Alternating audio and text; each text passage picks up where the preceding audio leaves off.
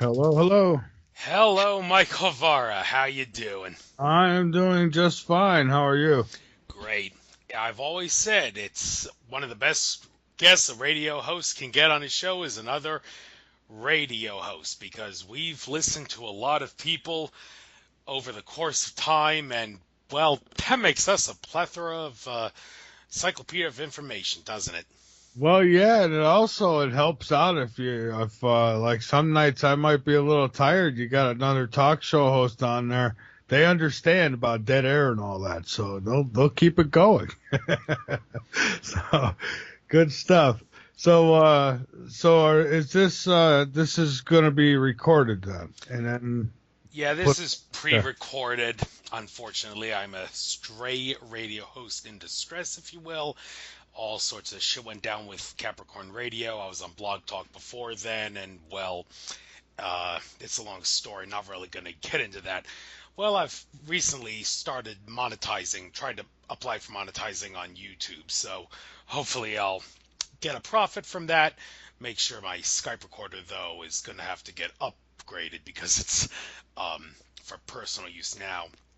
Going to have Yeah. to get it to commercial use, and so they don't hassle me for that. Going to pay free. Well, you get all set up. We're always looking for shows on LNM. We've got some live, we've got recorded shows, and we're slowly, replacing some of the recorded shows with live stuff. So, I don't know, ever get set up, but Ira Robinson is the tech guy for us. He's the one who manages all that. So send me something and I send it to him. I mean, if you ever want to, that is. So, Are you actually hiring? well, it's not so much a hire. It's you pick a slot, you do your show your way. And, it's up to you. I mean, as far as all the, promoting and pulling in advertisers and stuff. Now, I have people who, sometimes get a hold of me, and if they ask about the other shows, I'll send them your way. But basically, it's you got free will. Just no F bombs. That's my only thing over there. But I will make sure of that. Well, great to be talking to you. Well, let's make this enlightening and educational while we can. And I have listened to a lot of your programs because I subscribe to the Non-Human Entities YouTube channel, which uploads a lot of yeah, your shows, and not all of them, but a good portion of them. And I guess, well, there's a whole slew of things we can talk about in regards to subjects and topics because you've covered a whole array of things, and well, I do too. That's why my show is called The Nature of Reality Radio. And don't worry if you're have difficulties understanding the nature of reality, I can assure you that mine are still greater. Hence, I am the host of this show. So, with that being said, there's a lot of things about our reality. Well, what is reality? It is a manifestation of our consciousness. And one thing that I see that people like you and also Rex Bear of Leak Project, this whole thing recently about that's becoming all the rage nowadays, this whole Planet X thing, yeah, it has been uh, tossed around in all sorts of uncool ways in regards to confusing the issue, like what Planet X is and what it is not. Well, I'd like to give you what have you heard, and then I'll give you my take about what Planet X is and what it isn't, and why all this confusion exists. Because I've done a lot of research on it, I assure you. well, if my honest opinion on this, and as far as what I've heard, it's like I've had a lot of guests come on about Planet X, and what I find is that the majority of them are repeating what the last guest said. I mean, it's all, basically, and they'll recommend a lot. Hey, you got to listen to this guy and that guy. So basically, I mean, they're just kind of repeating the same message. Now, that being said, I seen a story back when I was in high school about Planet X. But what it said then was that a Russian satellite had gone, well, it went out of orbit a little bit of where it was supposed to be, and it caught this planet that just barely came into our solar system. It said part of it did. And they called it Planet X. They said, oh, there could be trees and all this. And that's what I remember about Planet X. And then as time went through, listening to Art Bell through the years and stuff, I started hearing more about it. And me personally, I think there's a lot of hype with it. I think there's a lot of snake oil salesmen out there when it comes to this Planet X stuff. You've got guys like Marshall Masters. He'll sell you the kitchen sink if you'll buy it. You've got then other ones who want to sell you machines that will help change the frequency in your body and keep you healthy, but they're the same ones telling you Planet X is coming. And I'm thinking, okay, well, where are you plugging this thing in? So for me, I think there's some truth to it, but I don't think that we're getting the truth from anybody about it. And who knows, that truth could be is that it did come by once, and that maybe it's never going to come by again, or maybe there's a lot of rogue planets out there that at some point one does come by. People take ancient story, ancient texts, and or photos or whatever it is carved in stone, and they make their own interpretation of it. So, I think there's some truth to it, yes, and I personally think that Planet X is just that. It's a rogue planet. And I think that Nibiru, I think that would be separate, and I think that's what the ancients talked about. But I think people think it's a planet. I tend to think it was more of a Death Star, maybe, ETs, something like Star Wars, to be honest with you. I think, think about it. If you're 2,000 years ago, you look in the sky, you see something like that, you're going to, what is it? It's a planet. It's I don't know. What would you call it? So I think there is some truth. Well, in regards to what Planet X is and what Planet X isn't, I would like to start off by saying there's a whole slew of planets out there that you can call Planet X because, well, my personal favorite source for information on my show is Akashic Records reader Andrew Bartzis, because I believe that the Akashic Records are the best way to get the definitive answer to a question. So unless Andrew Bartzis misspeaks by accident, he is speaking truth because he says what the Akashic Records say. He has said that the solar system, our solar system, actually has 66 planets. Now, we could debate all night and day about what a planet is. Mainstream science cannot agree on a definition for a planet. John Lear says there's 40 planets. Well, maybe his definition, his source has a different definition than what Andrew Bartz's source is. But regardless, there are many different planets out there that you could call Planet X, and mainstream science has totally lied to us in regards to all the planets that are in our solar system. This whole thing about Nibiru, people have confused the issue. I have read Zecharia Sitchin's first 3 books, and I have reason to believe that he is accurate, and I'm going to go out even further. I have reason to believe there is a conspiracy to discredit Zecharia Sitchin and paint him in a bad light to conceal the fact that he was accurate. Now, where do I get that idea? Well, it just so happens that... You may be onto something there, actually, but I'm going to let you finish, and then I'll comment. Yes, well, Andrew Bartzis, in a interview with Lance White that he did back in 2013, said that Zecharia Sitchin's first 3 books were very accurate in terms of the events, but his timelines were off. And I was very caught off guard when I heard that, because I remembered Leo Zagami, former 33rd degree Freemason turned whistleblower, saying in his Project Camelot interview that Zecharia Sitchin was an Illuminati disinfo agent, and he got disinformation from the Vatican. And Arizona Wilder in David Icke's Revelations of a Goddess documentary, she actually said Zecharia Sitchin was a shape-shifting reptilian alien. And David Icke said that would explain why Zecharia Sitchin warned me not to talk about the reptilians in my work. Well, when I met Andrew Bartzis at the Return to Atlantis in 5D conference in October 2013, I decided I was going to set this straight. And I asked him, so can you explain to me how Zecharia Sitchin could have been accurate if he was literally a total disinformer? He told me, now we're going to jump off into the deep end here. He told me that Arizona Wilder and Leo Zagami were victims of timeline watcher mind control. In other words, entities were intermingling with their spiritual bodies and physical bodies in a very complex manner.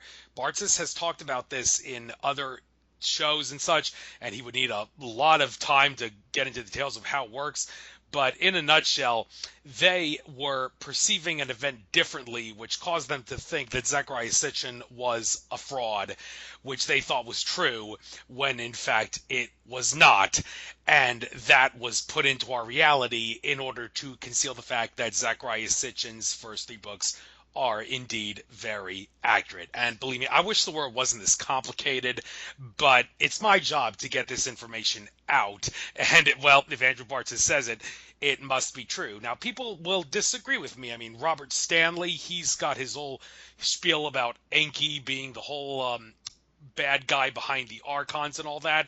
I don't doubt Robert Stanley saw something and everything, but maybe he's kind of misguided. And he saw that Zecharia Sitchin was in the same economics class as George Soros.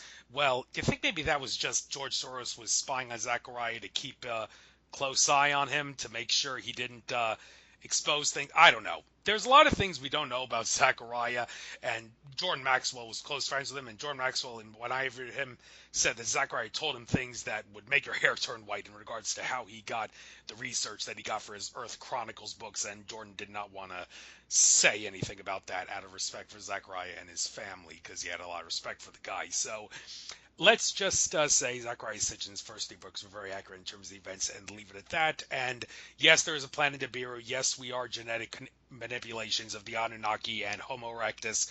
We were created as a slave species, although the gold was not to shield the atmosphere of Nibiru.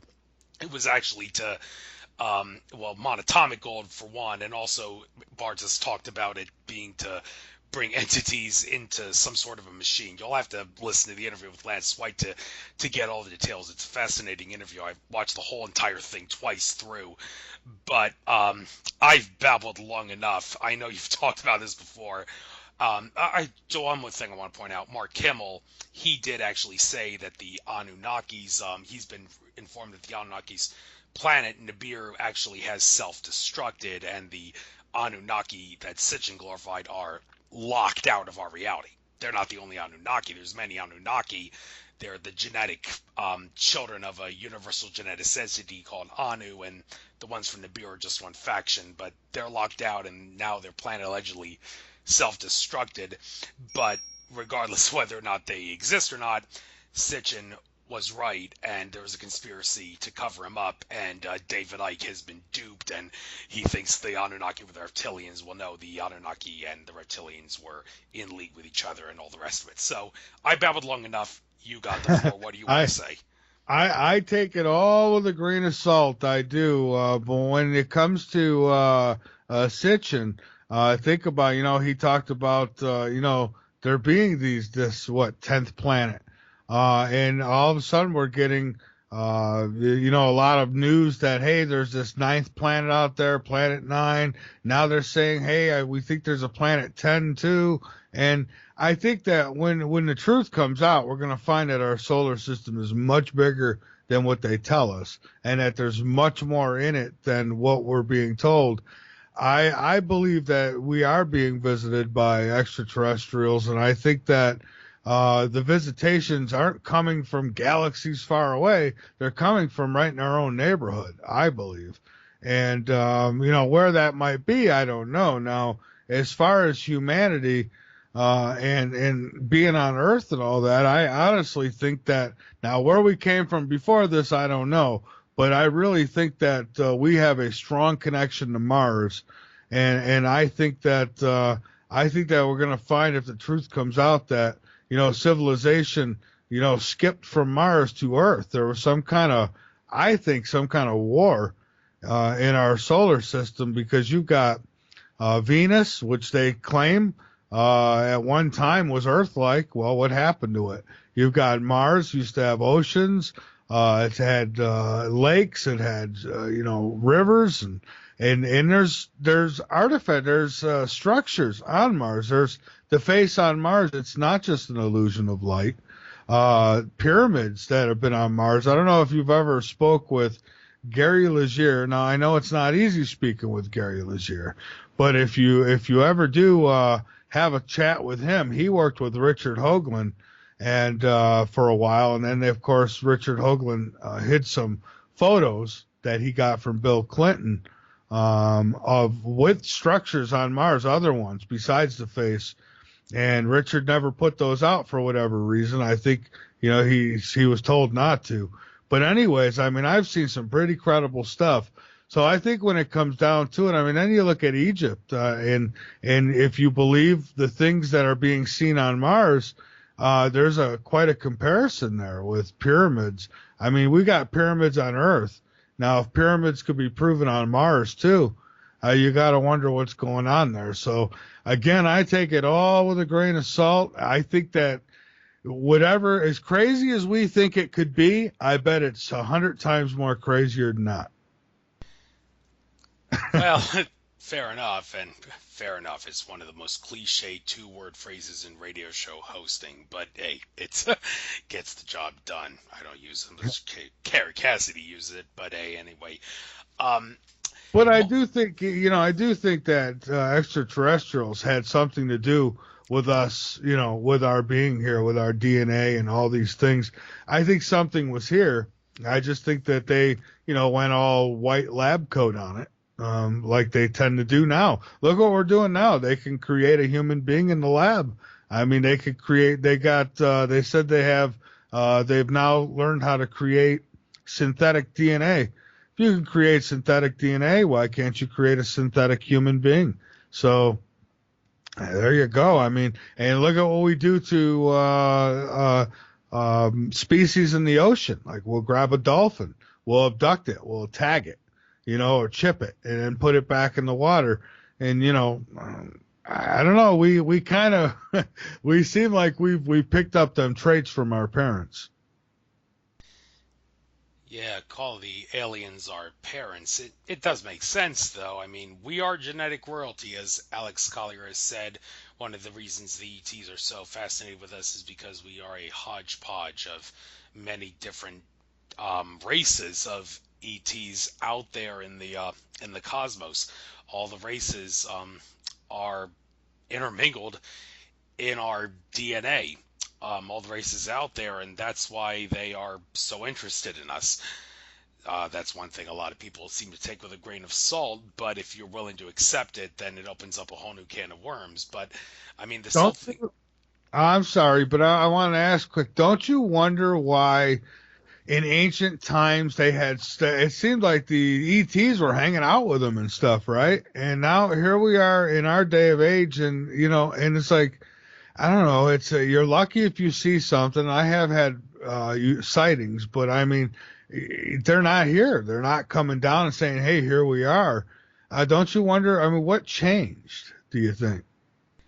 Well, this leads into another thing that I wanted to talk with you about. I was listening to one of your interviews that you did back in April, or I don't know when you did. It was uploaded on the Non-Human Entities channel regards to the Seeker Space program back in April about and it was talking all about disclosure and everything, and this whole disclosure thing, it makes me want to do a double face palm, because the evidence that there is an ET and UFO cover-up is in your face. It's out there. It's all over the internet. It's all over YouTube, but it's not officially recognized as true because the government and or mainstream media has not acknowledged it. Now, that's flat out ridiculous when it comes down to it, because the government and the mainstream media lie some more, and lie even when telling the truth would do it good. Well, now, Andrew, remember, they didn't believe when the people were being told their emails were being watched and their phone calls were being listened to,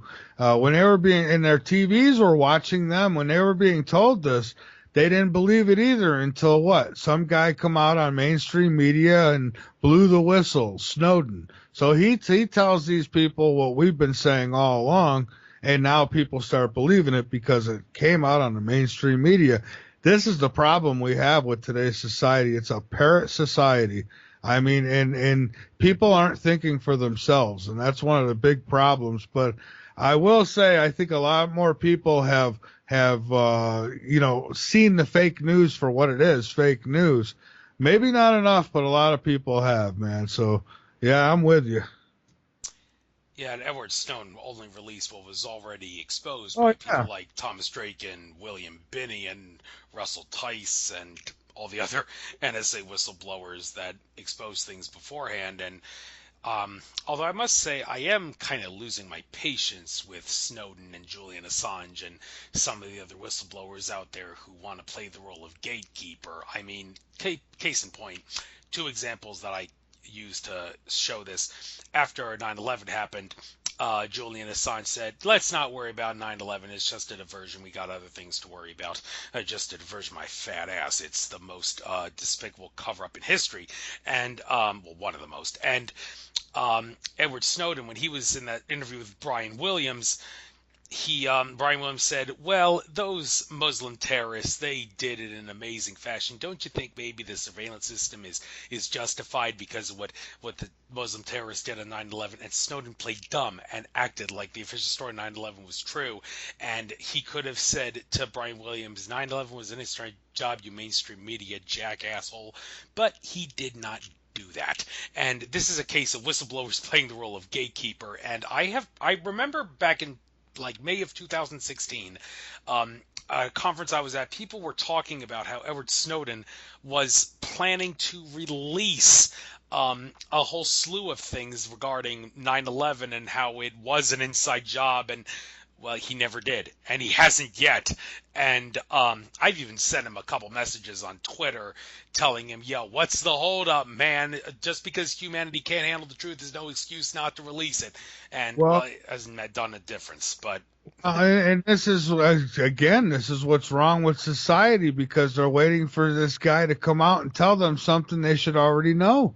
How about all the experts who come out and says no way would the buildings come down like that? No, the experts have spoken out on this. Many of them have who've been in demolition, built high rises, and they know the deal, and they've come out and spoken. If that's not enough for people, I don't know what is. I'll tell you what, 9/11 was my wake up, my complete wake up was 9/11. Before that, yeah, I knew that the government maybe had secret space programs and that they lied about UFOs. But I never knew it got that deep. But I found out quick, and that's why I don't wait for Snowdens and people to come out. I do my own research. Somebody tells me the TV's watching me. Well, okay, that's hard to believe. Let me look into it. I'll be damned it's true. So that's that's kind of how I handle everything. I put it on a scale of importance, and I do my best to take the time out to research it. And I believe what I find out. I believe what I discover, what I unravel. And, sometimes I'm wrong. And if I'm wrong, I say I'm wrong. But I wish everybody would do their own research. They'd know a lot more. That's for sure.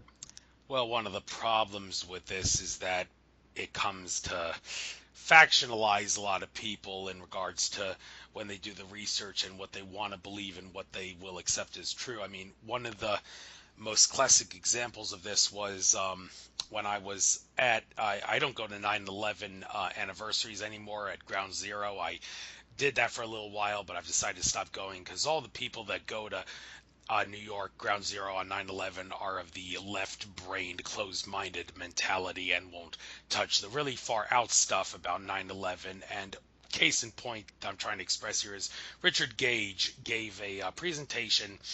I think this was in 2013 or so, where he talked about everything that he has talked about before, and people asked him, "Yo, you think you're preaching to the choir?" And he said, "Yeah, well, I am preaching to the choir, but this is very, very important." And people asked him about sites like Veterans Today, which talked about things like nukes bringing down the World Trade Center and the planes being holograms. And Richard Gage described that website as a horrible site. He actually, that's a quote, horrible site, he said.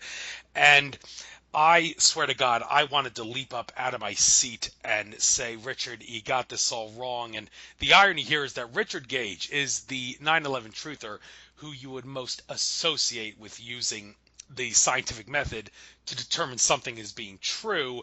And yet, even though it can be shown through the scientific method that the planes had to have been holograms, and the buildings had to have been taken down by some sort of direct energy weapon. They were dustified into microscopic dust. You can't do that unless you got a direct energy weapon, no questions asked. Well, it's a shame. And I did approach him after that and told him that, and he basically said, well, all the people who talk about this, they downplay the nanothermite that we try to talk about. And, well, the nanothermite thing, it may have been used to sever the building columns and also make the Wile E. Coyote cutout of the airplane of the hologram, because there was sparks and such coming out of that spot in the World Trade Center, which is like a thermite reaction. That may have been where nanothermite was used as well, and they did find evidence of it. So, and it's important to at least say nanothermite was used if they found evidence for it, because it's can only be obtained through the United States government. The Los Alamos lab in New Mexico is the only government agency on planet Earth that has that. There's the proof that it was an inside job, but that's just the tip of the iceberg when you realize that they were dustified. You had to use a direct energy weapon, and Alfred Weber's confused the issue even more by saying that HARP was used to dustify the Twin Towers. Oh man, let me tell you. First off, Alfred Weber, I've loved the guy. He was a friend for a long time. I wouldn't say a friend. It's not like we were buddies, but he'd be a guest on my show, and I had recently just butt heads with him. I had enough of it. It's like, stop spreading the baloney. I mean, back some of this stuff up. He talks about Donald Trump, U.S. president, has meeting with reptilians. You got pictures of that, Mr. Alfred Weber? I mean, if you don't, then come on.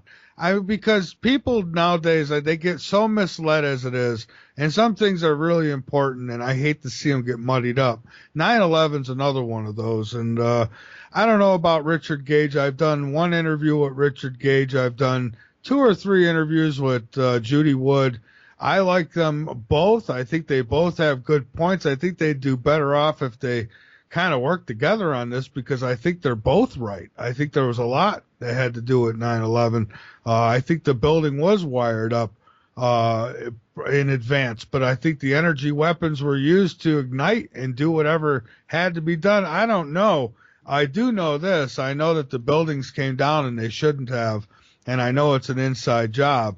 And I'll tell you, you mentioned Veterans Today, and I could tell you with certainty, Gordon Duff, I mean, that guy, I wouldn't trust him as far as I can throw him, and I'll tell you why. He came out one time, and I have the recording, as a matter of fact, where he said on a radio interview that 30% or 40%, it was 40% of what he puts out there is lies. He says, well, I have to, because they'd kill me. That angers me. It's like, if you're so worried about your ass, then how about you get out of the spotlight and let somebody who's more, not afraid, step up and do this. So I don't take that as an excuse. And he says, well, you got to read between the lines.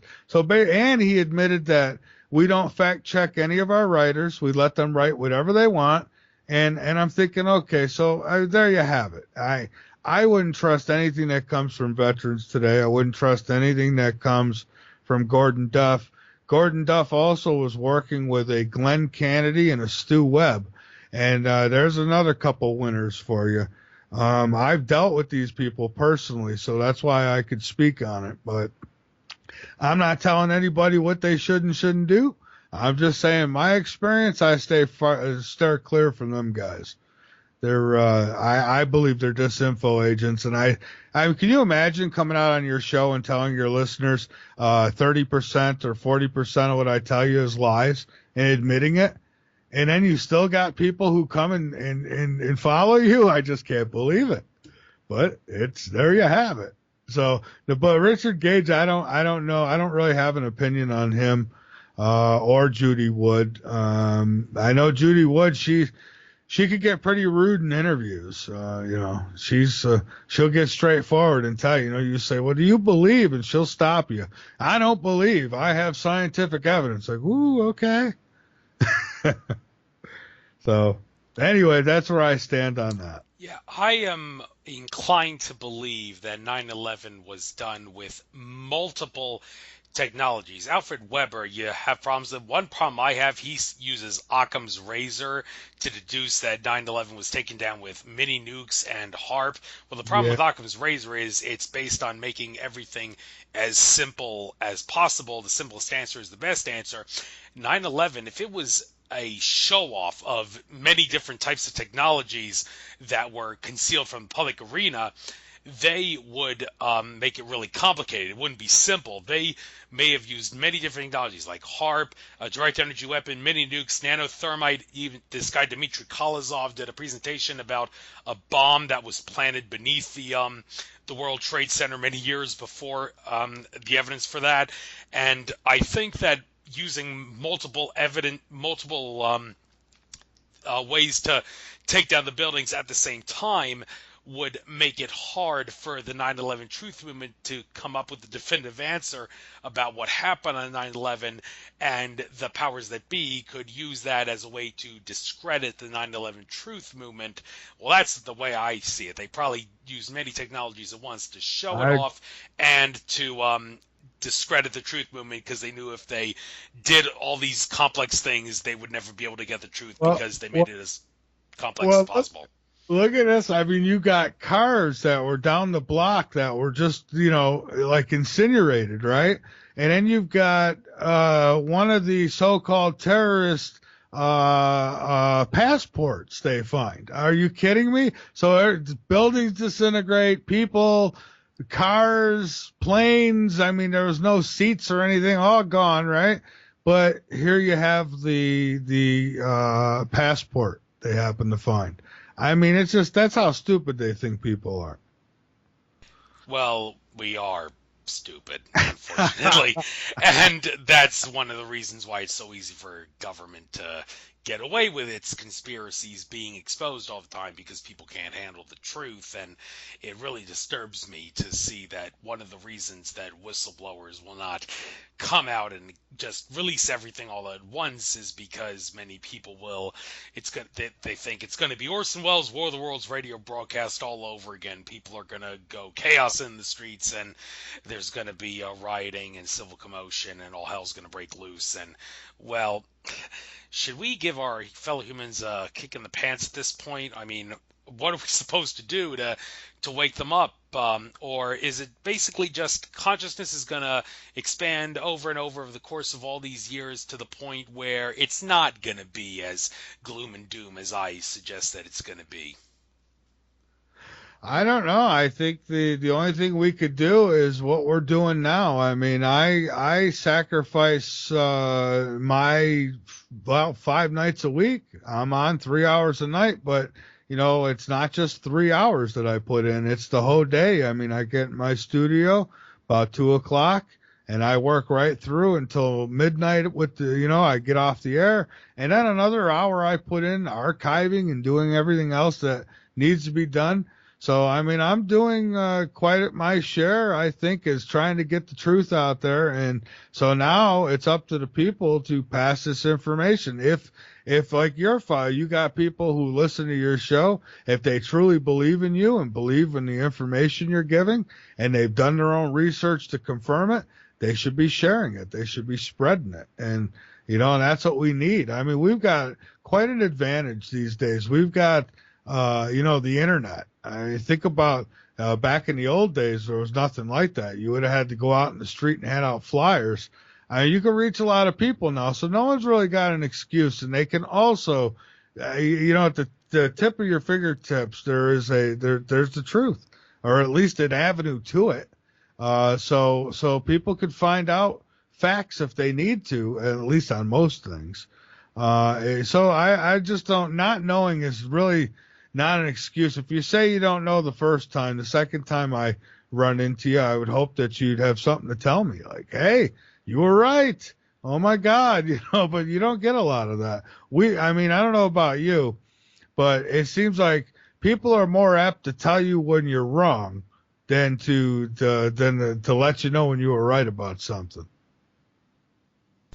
No question about that. And switching gears to something that's been kind of prominent in the present day, the whole Antarctica thing. This has been up in the air a lot in regards to what Antarctica is and what it is not, what it looks like, what it doesn't look like. Even the flat Earth people have their own say on this in regards to Antarctica. But interesting how the I recently wrote a post suggesting that the powers that be, they rig sports. Maybe the reason they had the Pittsburgh Penguins win 2 straight Stanley Cups was to implant Antarctica penguins, Antarctica, in our subconscious mind to show us that Antarctica has some significance. I don't know, but maybe I'm going nuts. But the Antarctica does have like pyramids and such there under the ice, and people are going there. John Kerry, Buzz Aldrin, you name it, and there's a lot of things there that are being concealed from the general public. And of course, the flat earthers say Antarctica is just a ring around the flat Earth. And well, my take on the flat Earth is it's just a two-dimensional representation of a three-dimensional construct. They fail to see the big picture, so their evidence appears valid, but they don't see the whole picture. I think it's just a big psyop, the whole flat Earth thing. Yeah. I mean, I to this day I have not done that topic on my show. That's the only topic I think there's nothing else that I wouldn't touch. I just can't. How can I sit for 3 hours and pretend that someone could be right about that? I just can't. I just can't. Then I've had them come along and say, well, like this Patrick Brizard comes along and says, well, there is a flat Earth, but, you have to go in the center of the Earth. Well, yeah, if you take a ball and you cut the top off and then cut the bottom off, you're going to have a flat piece. Yeah, that's okay. So I'm going to fall. It's ridiculous what they try to, prove, I guess. I can't go there. I just can't. So for me, flat Earth is flat thinking.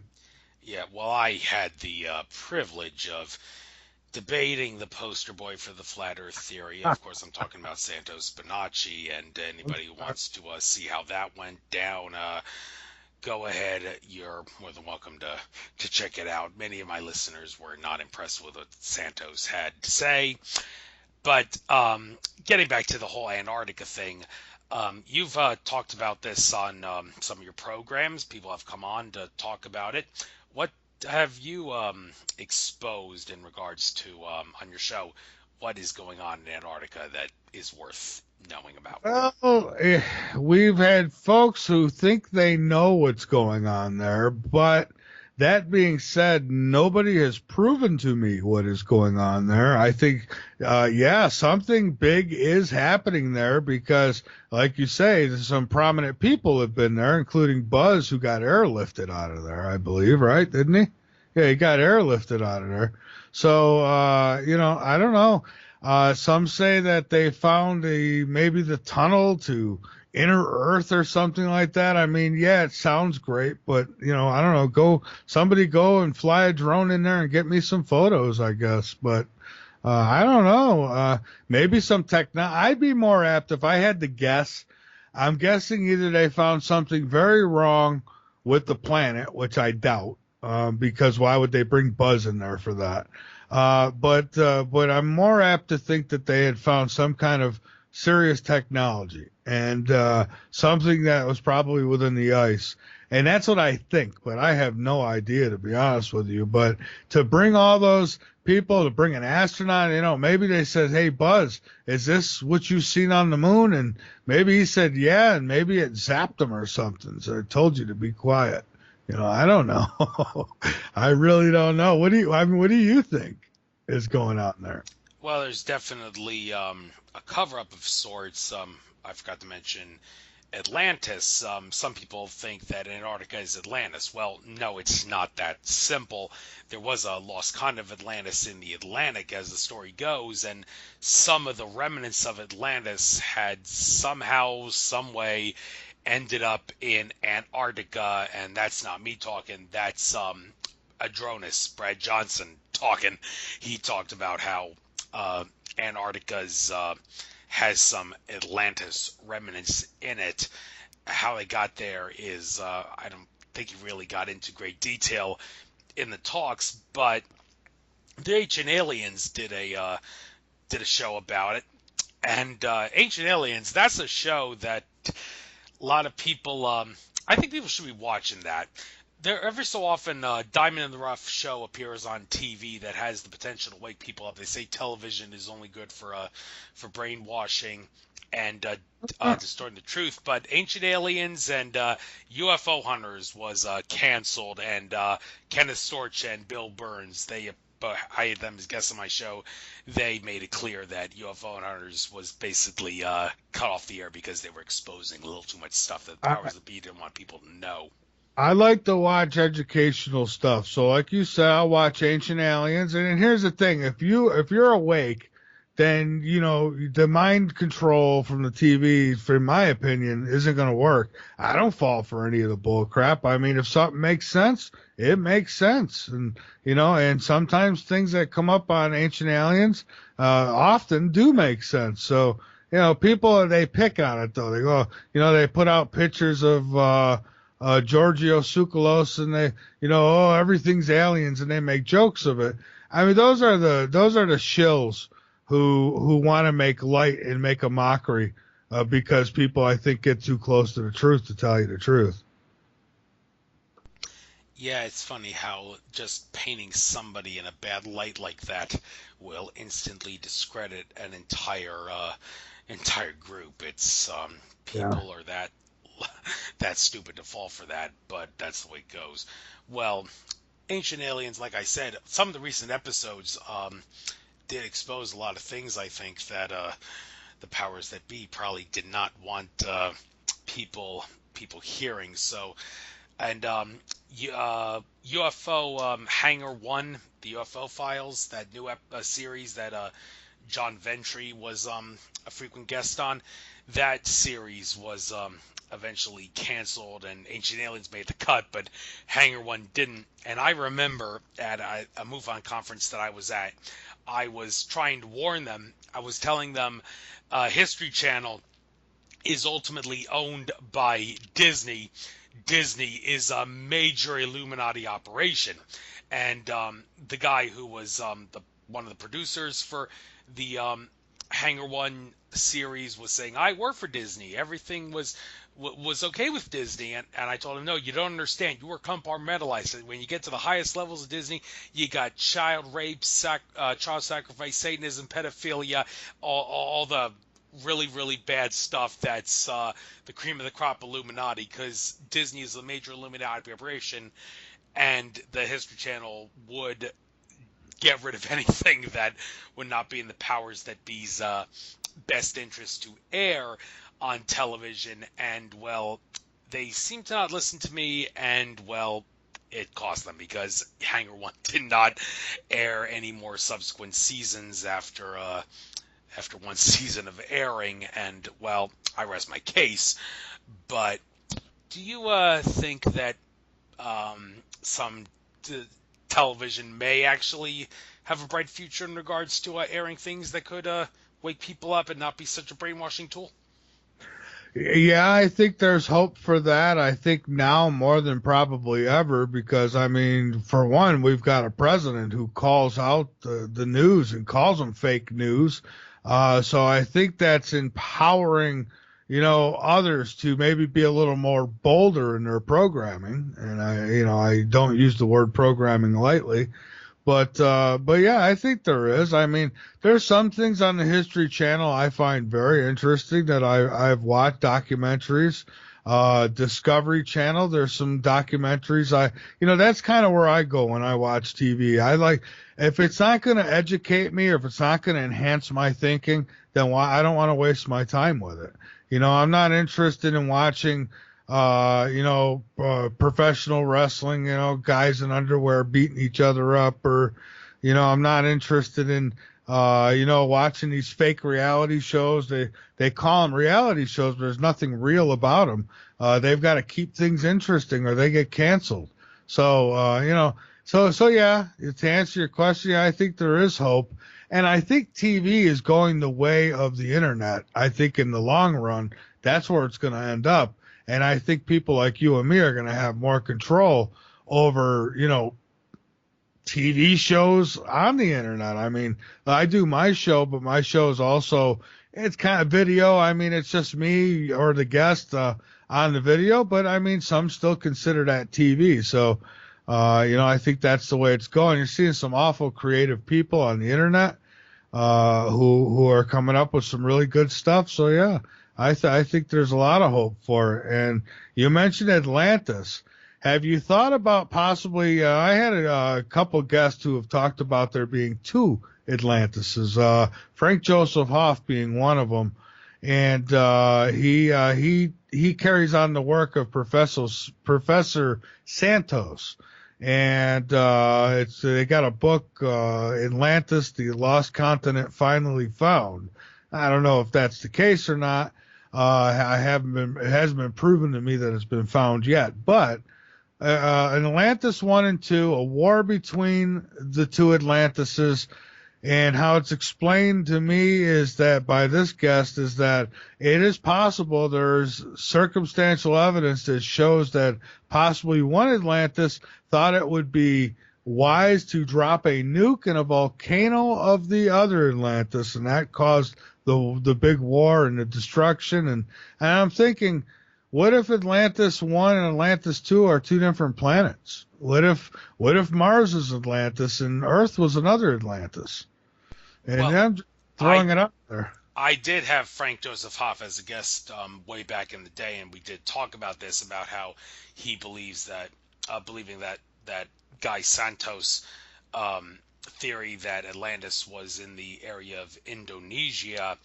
And there's a couple of issues I have with that. Well, it flies in the face of the idea that Atlantis was a continent in the Atlantic Ocean.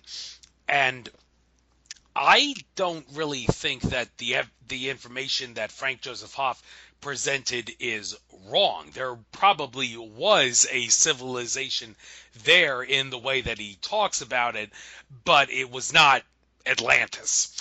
And Atlantis that we normally think of would be the continent in the Atlantic Ocean that was a race of many different extraterrestrial races from within the Earth and from above the Earth. That's what the theory goes. It was not just out in the stars. It was inner Earth.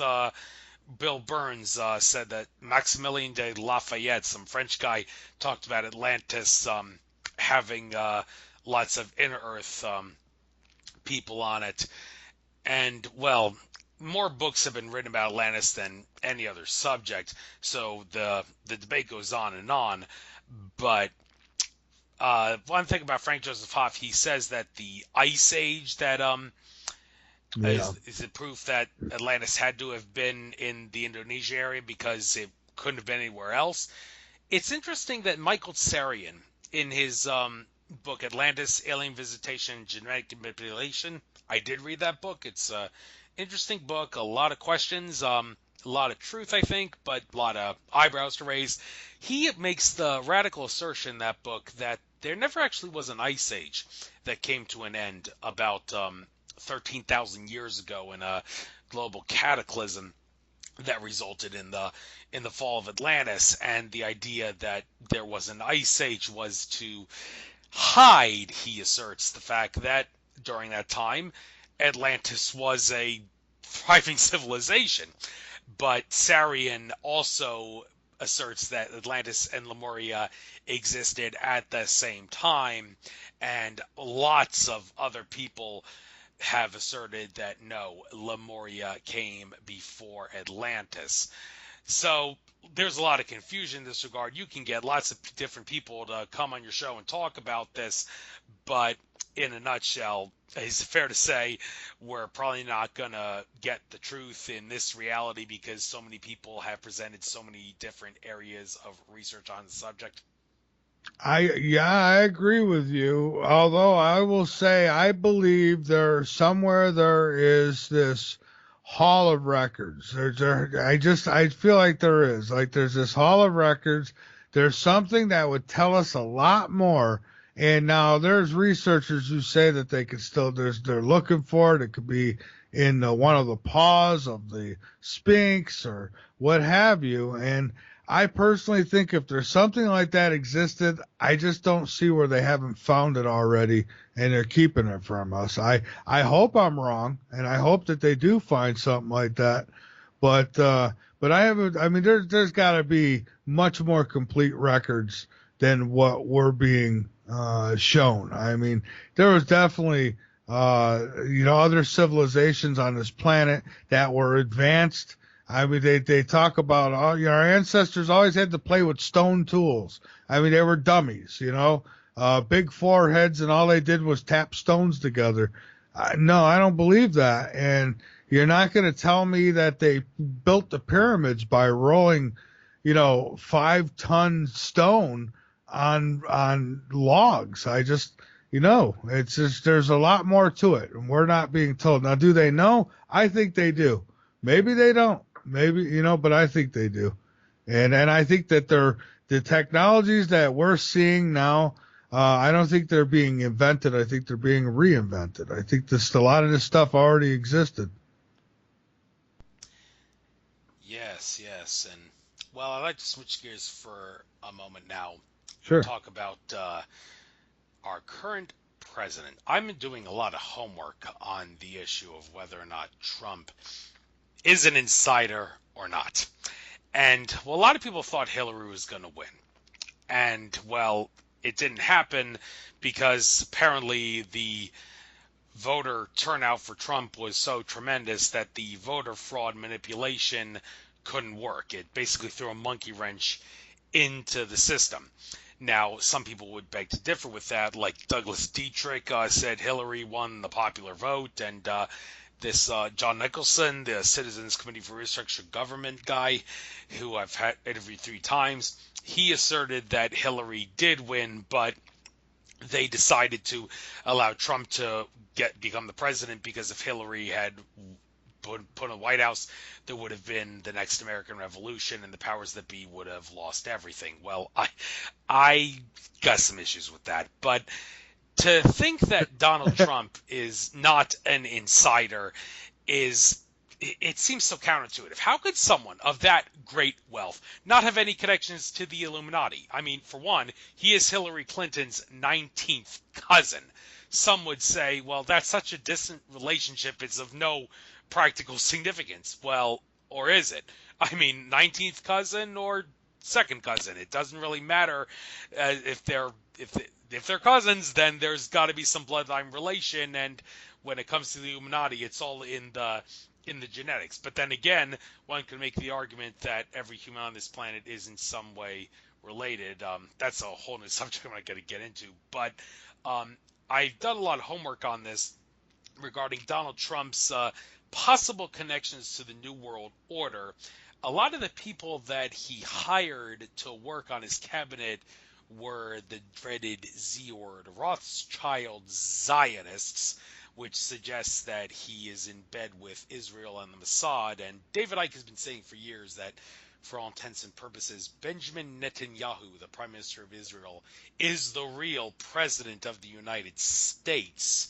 And if that's the case, then it kind of makes you wonder if Donald Trump is in bed in some way with Benjamin Netanyahu and taking orders from him. The jury is also still out on whether Donald Trump is working with Goldman Sachs. Alex Jones has asserted that all those Goldman Sachs people that Donald Trump has hired are people that realized Goldman Sachs was a fraud. They want to make things right. They want to set things straight. They realize they were working for a bad organization, and they want to join Donald Trump's team to resolve bad karma. Well, some people say Alex Jones is making wishful thinking when he says that, but, well, make of that whatever you will.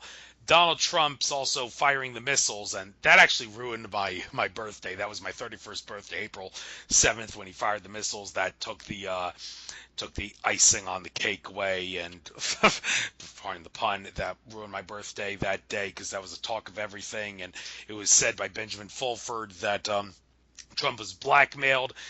The NSA had video of him raping a 12-year-old girl many years ago, and they told him, we're going to show the whole world this video of you raping a girl if you don't fire the missiles on Syria. So fire the missiles on Syria if you know it's good for you. Is that understood? And Donald Trump allegedly chickened out, and he fired the missiles. So he's not exactly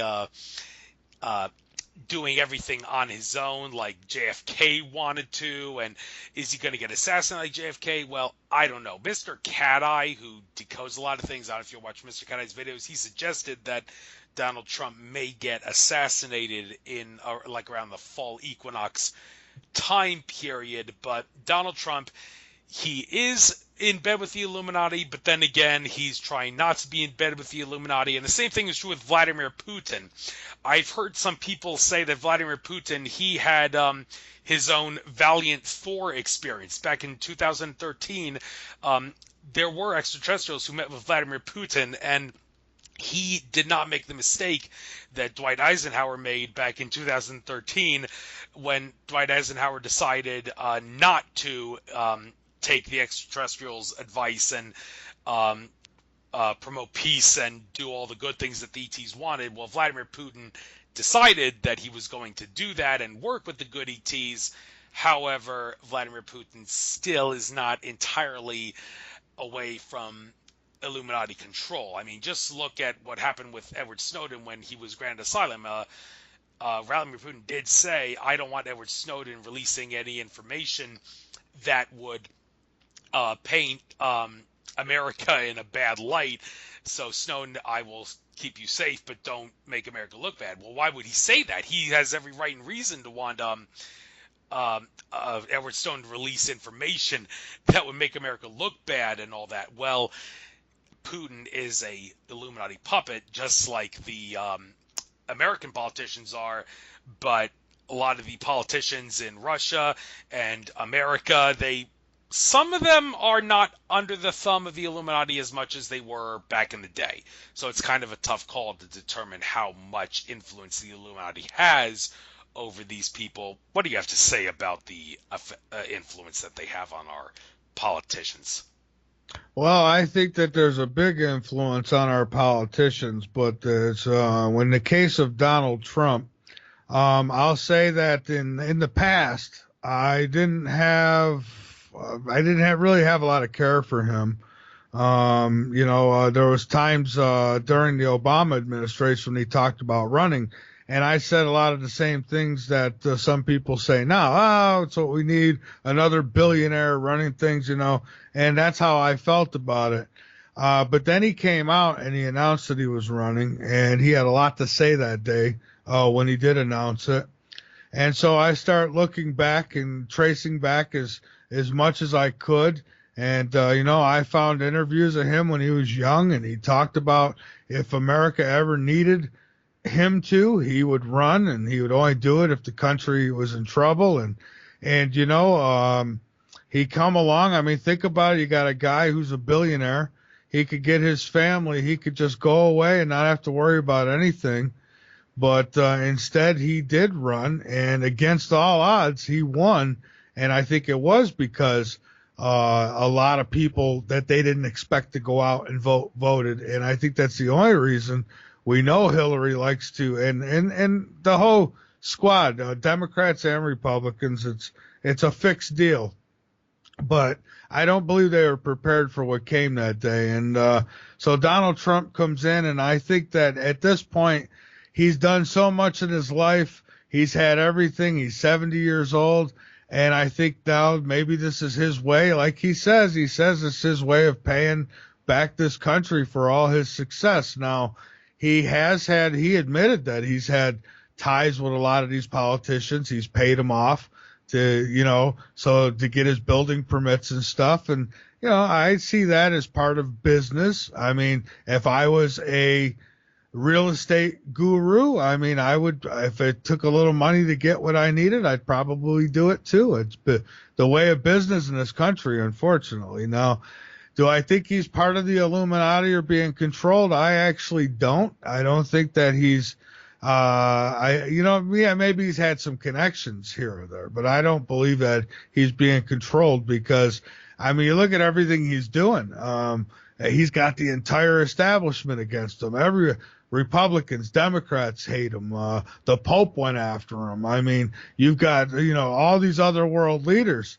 Most of them can't stand him because, his America First thing. So I voted for him. I've never been one to vote or get involved in a campaign. The only other time I voted and I thought it would matter is with Ron Paul, but not enough people got out for that either. And so I did vote and I did poll for Donald Trump, and I believe in him. And believe me, it's not easy for me to say that because there's never been anyone I have, and I think that they probably will kill him off if he continues. I mean, they're doing everything they can to destroy him, and so that's what tells me. I mean, he's got to be real. I mean, unless it's one big show, which I suppose it could be. I don't believe so. And as far as Benjamin Fulford goes, that guy, in my book, he's an asshat. He really is. He said once that Fukushima was of no danger and people were making a big deal out of nothing. He lost me when he said that. Yeah, Benjamin Fulford, I think at least 51% of the stuff he says is true, but there are some sources out there that he gets info from that do have a disinformation agenda, so you got it. They all do give some truth. I mean, really, yeah, the good disinfo agents will give you some truth. They'll hook you with that truth. Like one thing that a lot of them use is the sexual predator stuff. The children being sex trafficking, which is a real deal. It's a real problem in this world, in this country, with our politicians and so on. It is. But there are people who will use that to get you sucked into all the other stuff they want you to disinfo you on. And I personally see Alfred Weber. He does that kind of thing. Talks about, the sex trafficking. He talks about, we're going to have these tribunals and Bush and Cheney, and what's ever happened with any of it? They got you in, but, I don't know. Nobody's gone and arrested anybody. So, that's the way I see that kind of stuff. Stu Webb, he's another one. He'll get in a drinking and driving accident, or he'll get in a bar fight and get a black guy. Next thing you know, he'll bust out the neck brace and do a YouTube video about how they tried to kill him again. And it's like, if these people want you dead, you're dead. Go look at the breadcrumb trails behind the Clintons. I mean, look at the people who have died around the Clintons. And you think that if they want you dead, they're not going to get you? I don't know about that. That's why when some of these guys come out and they say, hey, I used to be with the Illuminati, now I broke free and I'm going to tell you their secrets. No, you're telling us what they told you to tell us, or you're just totally full of crap, one or the other. Because if you were really doing that, I mean, don't you think they'd get these people? Yes, they would, and I want to point out that a 32nd degree Freemason, whose name I'm not one to divulge, did say that Donald Trump's father had connections to the Freemasons, which could explain how Donald Trump was born with a silver spoon in his mouth. It goes without saying, though, the Freemasons are not bad people. They only became malevolent in certain regards because they were infiltrated by malevolent organizations. The best example of that was during the American Revolution, when the Freemason founding fathers were trying to create the New Republic of America. The Bavarian Illuminati, created by Adam Weishaupt on May 1st, 1776, had infiltrated the Freemasons, and George Washington wrote a letter to his fellow Freemasons saying, "My fellow Freemasons, I am very concerned that our lodges have been infiltrated by the Illuminati." And, well, in a nutshell, that's what he said, and he was right. And communism could have its roots traced to the Bavarian Illuminati and Adam Weishaupt, and some even assert that Adam Weishaupt is what the person on the $1 bill and not George Washington, making that whatever you will. But the point is, a lot of Freemasons, they're good people, they have a good agenda, they mean well, but because they have been infiltrated by malevolent groups such as the Bavarian Illuminati, bad things can happen. And when you hear Donald Trump's father had ties to the Freemasons, it kind of makes you think, doesn't it? Well, I think there's a lot of people out there who have ties to Freemasonry. I, and I used to think that too. I was like, I don't know, how bad is it? And so I talked to a Mason, and and I think there's levels. I think because the guy I talked to, he acted like it was just nonchalant, nothing, and I said, okay, so there's probably levels, I assume, and if you're on the bottom totem pole, it's kind of like some of the presidents, I would guess. I mean, if they might be in there 4 to 8 years, so why give them all the secrets, right? And so I think that, when in the case of like the mafias, where'd they go? Oh, they're gone now. They're not gone. They're government now. Just like these Illuminatis, these Masons. I think that, now you'll find call it the government, because that's really what it's become. I mean, they're all puppets. They take money. They're on strings and they're being controlled, and it's sad. And and I honestly, I don't see that with Donald Trump, and maybe I'm a fool, but I've never been one to poll for any politicians, but so far the things that he's done, I support most of it.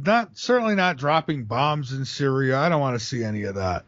But everything else as far as this country goes, I don't know. Maybe if people back him up, who knows? Maybe think about if we tried to take this country back under Obama.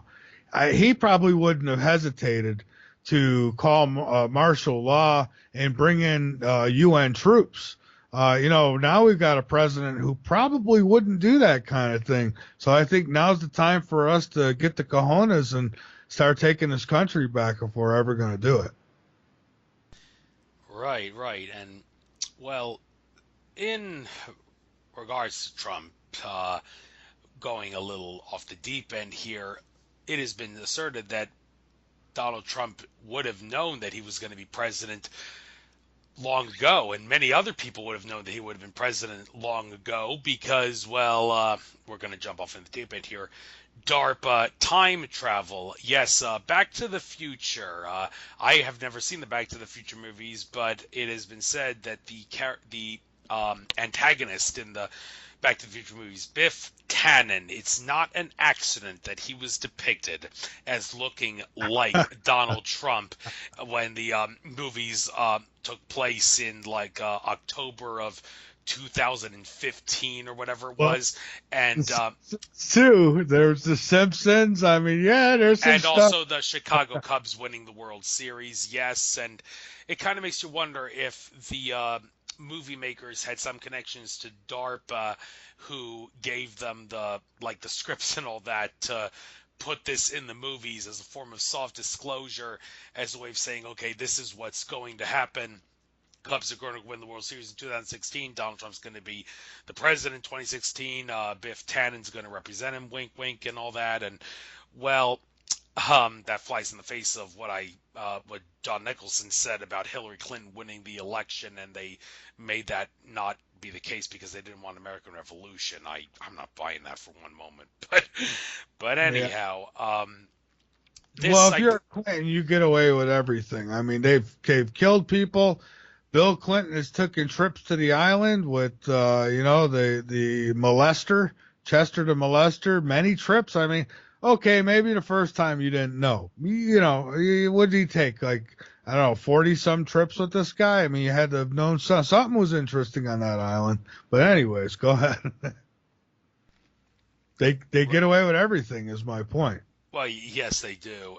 And but when it comes to time travel technology, I think you've interviewed a couple people on your show. Yeah. I don't know if you've interviewed Andrew Bishago and also this guy, drawing a blank on his name. I have interviewed Andrew Bishago, and then there was a guy who calls himself John Teeter too. Yes, that guy as well, and all these people who say they have traveled through time, and I think there is truth to this. I mean, there's no reason, metaphysically speaking, why you can't do it, because everything is happening all at once, because space and time are illusions, and well, there's different timelines, of course, different events and probabilities. Some say is a better word than timelines, and not there, because free will exists. We have different potential probabilities, but because space and time are illusions, you can travel through time, and you must elevate your consciousness in order to exploit the fact that space and time are illusions. But DARPA does have the ability to do this, and looking into the future, they can see what's going to happen in the future, and they can manipulate that to suit their agenda. Like, they allegedly knew the 9/11 was going to happen all the way back in 1971, and things like that. And, well, in regards to going into the past, they say there's no such thing as a grandfather paradox, because if you go back in time and kill your grandfather, you're just going to create another timeline, which is independent of the timeline that you originally came from. So you're not going to cease to exist when you kill your grandfather. It doesn't work like that. However, I've also heard that they can go back in time and change things and manipulate events like cars moving, shifting lanes on a freeway. The events moving from timeline to timeline is analogous to the cars moving from lanes on a freeway and manipulating the flow of the cars on that freeway. Well, Andrew Bishago said that Alfred Weber got that analogy from him, and when I interviewed him on my show back in the day, he did try to make sense of how it may be possible to go back in time to manipulate something, but in general, it has been said that you can't do that because you'll just create another timeline. What have you heard about this? I spoke to, several physicists who have said, in theory, time travel is possible. Some of them disagree with going back in time, unless it's to observe maybe an event that is branded in time.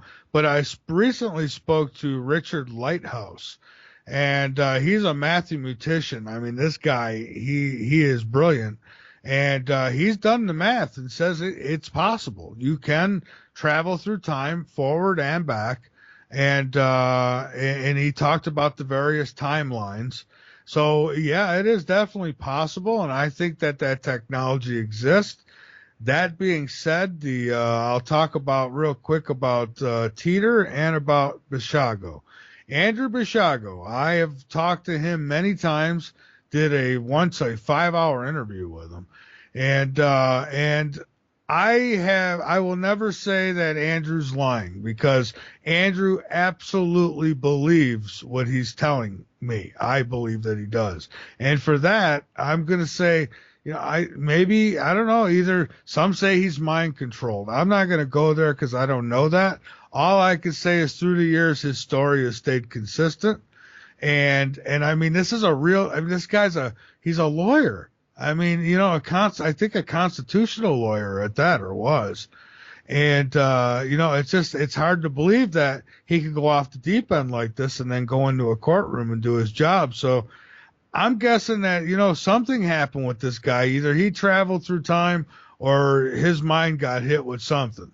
So I tend to believe Andrew definitely a lot more than this John Teeter. John Teeter, too, I caught him in a series of lies. First off, his real name is Dana Lee Stern.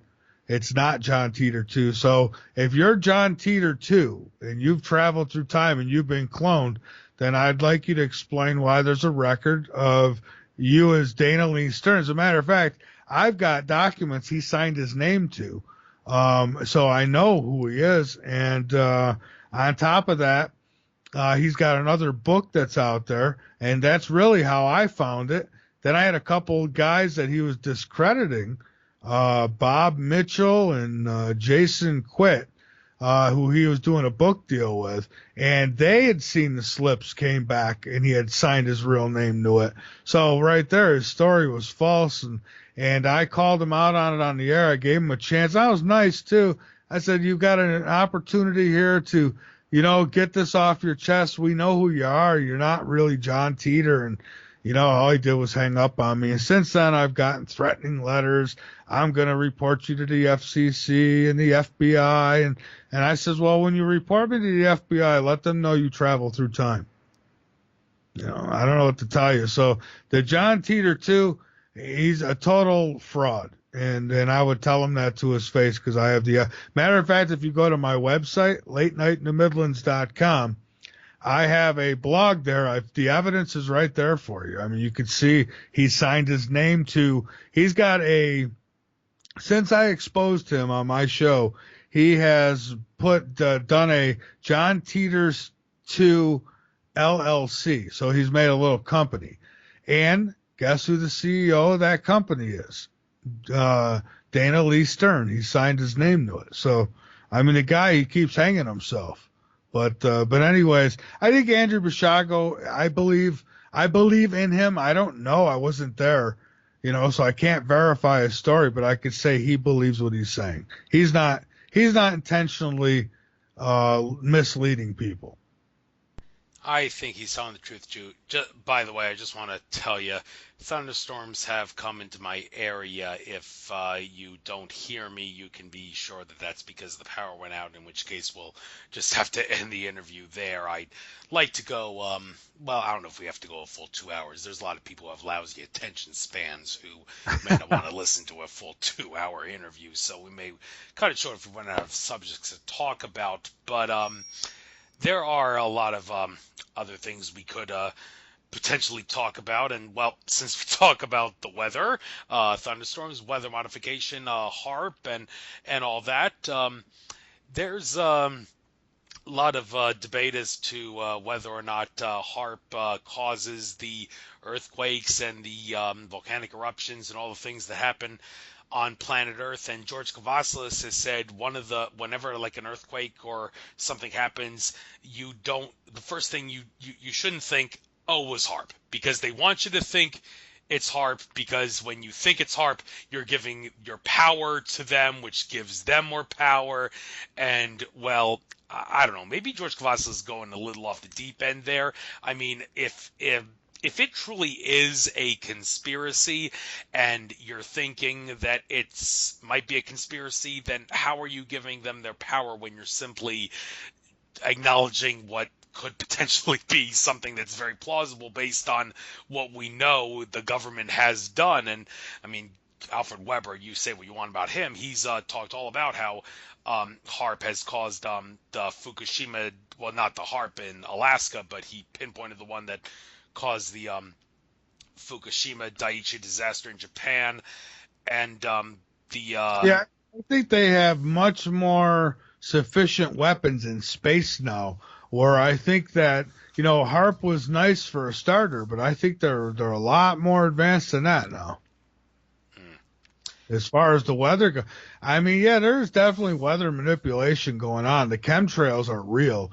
It's like when people want to argue, if they call in, they go, look, class 101 on chemtrails is over. I mean, it's not a conspiracy theory to me. It's a fact. I mean, I see it every day in my skies. And now there are times when they don't do it, which is very seldomly, but I know I had a 2-week period where there was none.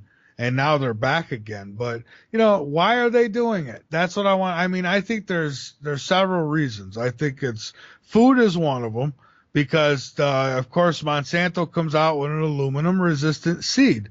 Why? Because you won't be able to grow food, and he'll sell you his seeds. So I think that's probably part of it. It sounds crazy, but I mean, it adds up. The other is, I consider the fact that maybe the planet's being transformed in some way, terraformed, for whatever agenda they have. I really don't know. I know it's not good. I've talked to scientists who have done the lab work in the documentaries. What in the world are they spraying and all that? And Francis is one of them. And he sent me the results. The aluminum is off the chart. I mean, it's just in the soil. You'll find that the aluminum levels very, very high, much higher than they should be. Also, in hair follicles that they did on people, they were finding more than the illegal. I mean, these people, it's like dangerous levels of aluminum in their hair follicles. So, I mean, this is real. Why are they doing it? I don't know. Their so-called whistleblowers have come out about this stuff, but they never have the evidence. They only have the story. They've got, somebody's got, and then I've gone to the State House here in Columbia, South Carolina. I've brought it up. I've wanted to meet with the mayor about it. They don't want to hear it. They ignore you totally. So I guess the only other thing you could do is maybe Black Lives Matter does it, right? Stop traffic and tell people we're not moving till you look up. I don't know. We're going to spend the morning together and watch the sky. They'll say, oh, that's just plane traffic. Oh, yeah? Well, watch it, because these little lines in the sky wind up being, it looks like a chalkboard, and the kids, gone crazy on it. So I don't know how anyone could deny it anymore. There's definitely weather modification going on. And I don't have all the answers. I don't pretend to. But, it's like the buildings. They came down in New York City. I don't have all the answers as to how it was done and who exactly did it. But I could tell you that it don't add up. It was an inside job, just like I could tell you these chemtrails, they're happening. And now why? Some say, oh, they're trying to block the sky so you don't see Planet X. I don't know about that. I mean, if Planet X is out there, you're going to see it if it's that close. But I don't know. What do you think? Well, there could be a large astronomical brown dwarf-like body moving through our solar system at the present time. I remember back in 2015, there was a large body moving through our solar system, and during that time period, the winds were increasing a very, very high. I think it was in March when that happened. Alex Collier was saying that his contacts told him this, and he confused the issue, though. He said that he used the name Nibiru to refer to that object that was passing by us back in 2015 March, and that people confused that with the planet that Zechariah Sitchin glorified in his book, The 12th Planet, when they're not the same body. But is there like a brown dwarf moving through our solar system right now? Well, everything exists because our consciousness allows for it to exist. One could make the case that if enough people can get suckered into believing that there is a brown dwarf out there, then there will be a brown dwarf out there. But does that I've mean... heard that. Have you heard that? I've heard about that. We can manifest it. Yeah. Yeah. Because people manifest crop circles. People try to gather in groups and meditate to pick a specific crop circle design, and lo and behold, the next morning they find that the crop circle that they tried to meditate was there. Energy flows where attention goes. It's well, maybe you can do the same thing at creating planetary bodies, but it would be I think a lot more effort would have to go into that. But Switching gears, I want to talk about biblical prophecy for a bit because I have listened to some of your interviews with that dude Michael Heiser. I've got a couple issues with that guy. First of all, he is a Sitchin debunker, and going back to what I said earlier in the interview, Zechariah Sitchin, he knew what he was talking about, at least in his first 3 books anyway, and there was a conspiracy to cover him up. And I did actually email Michael Heiser back in the day, asking him what he thought about what Leo Zagami and Arizona Wild said about Sitchin being a reptilian alien in disguise and all that. And he said, well, I don't buy it because I don't have a lot of evidence to back it up and all that. And he said, I think Sitchin was just doing it for the money. Oh, give me a break. I mean, you wouldn't say he's doing it for the money unless you couldn't think of any other reason why he was doing it. But give Heiser a lot of credit. He did, listening to what he said in the interviews that you did with him, he does seem to understand what he talks about regarding studying the Bible, and other people like Peter Kling, who I did interview, and you suggested he come on my show, but I declined because I had interviewed him not that long beforehand. He regurgitates a lot of biblical prophecy stuff, and even though religions may have been created to suppress the consciousness of humanity and brainwash us, there is some truth to the idea, perhaps, that the powers that be are trying to manifest what they put in the Bible into real life in some way. So, well, you've interviewed people about this subject, so I'd like you to give your take on what you think is worth discussing. I would agree with that. I think when it comes to the Bible, my first problem with it is that it was all put together by men who they got together and they decided what parts would go into this Bible. And so, if it's all God's word, shouldn't we see it all? I'd like to see it all. But for me, it's not that I throw it all to the curb. Okay. I think there's some truth in the Bible, but I think it's all in how you interpret it. I think, when this God that they're talking about doesn't sound like a holy spiritual God to me. It sounds more like really an angry God. I mean, there's a lot of rituals in the Bible. There's a lot of, and some of the things that are explained or described in the Bible, I think we can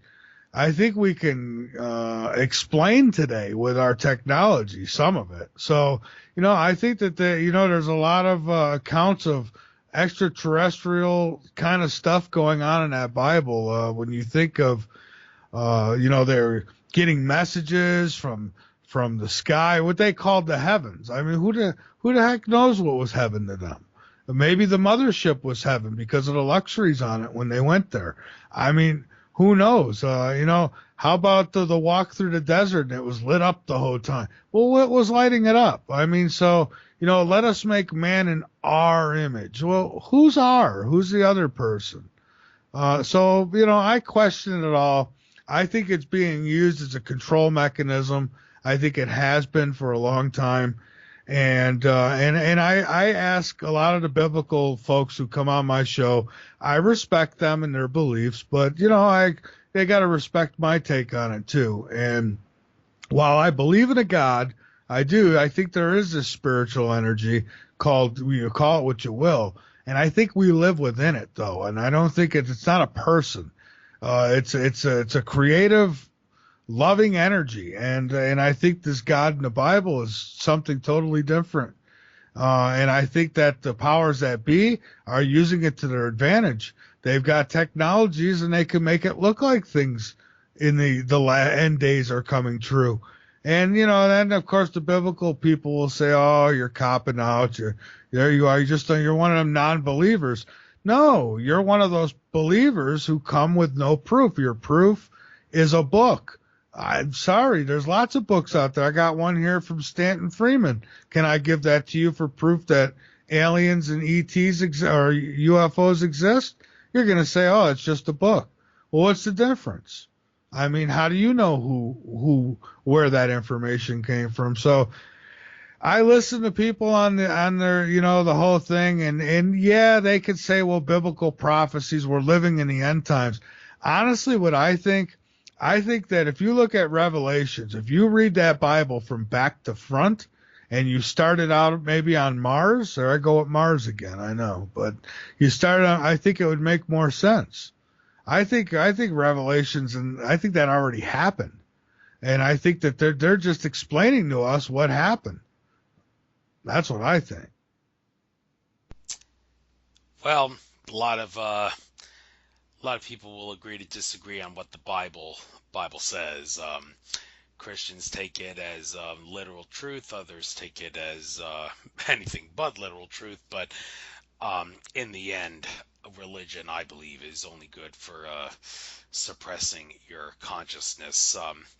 By the way, the thunderstorms in my area are really, really starting to work up. I hope to God that this show doesn't get cut out. But with that being said, we may not go a full 2 hours because it may happen. So might as well wrap this up by finishing up with the subject of what you see happening in regards to the future. Like people saying Pluto and Capricorn up until 2024, I believe it is.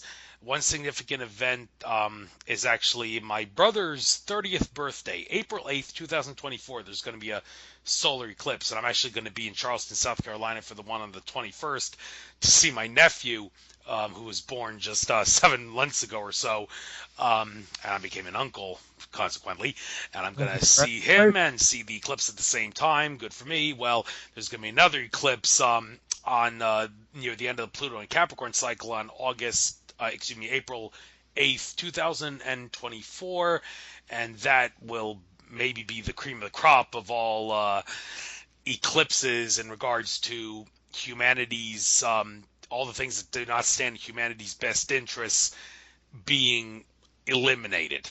And there's a lot of debate as to which things are going to get eliminated and which aren't. So hopefully the power won't go out now. But what do you think will happen in the near future?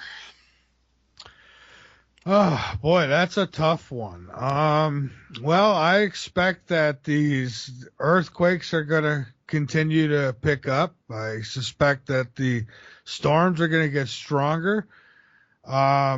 Is it Planet X? Is it man-made in the sense that they're using technologies to do these things and it gotten out of control?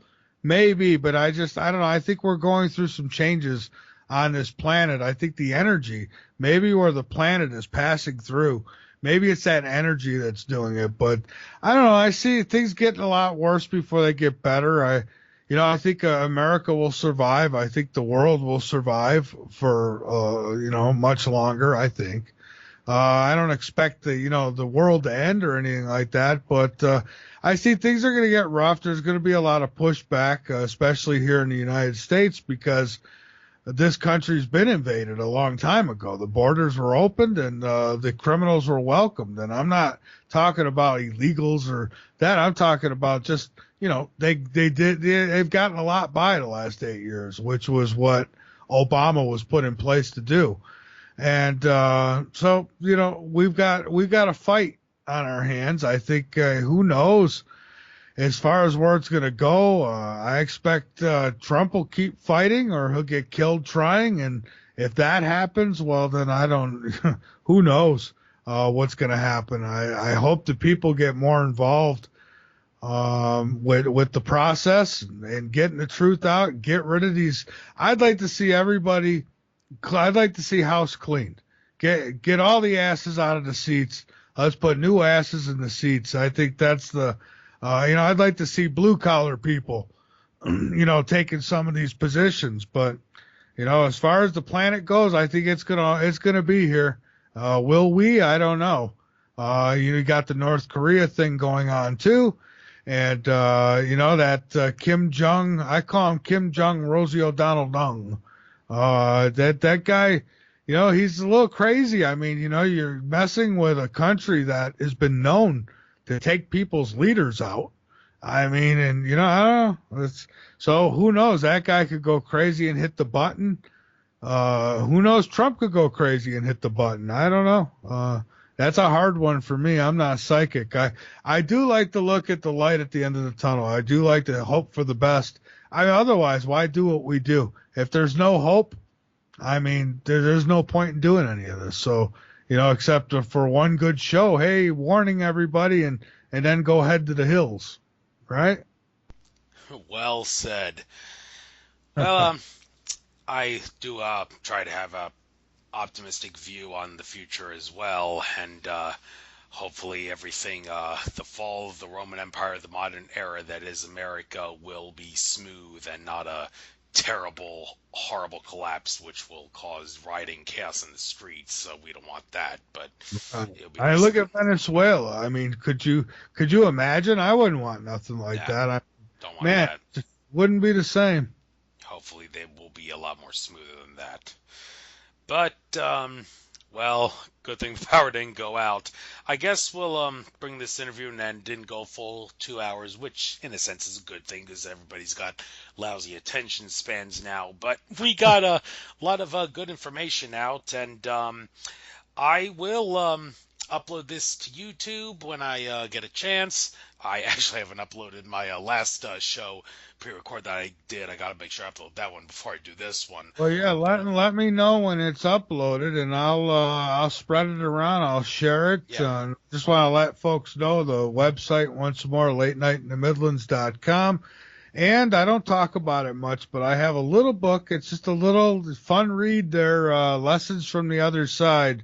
Life after death is very real, and it's just my personal experience with a couple run-ins on the other side. So if people want to check that out, it's available at Barnes & Noble, Amazon, and Neely Worldwide Publishing.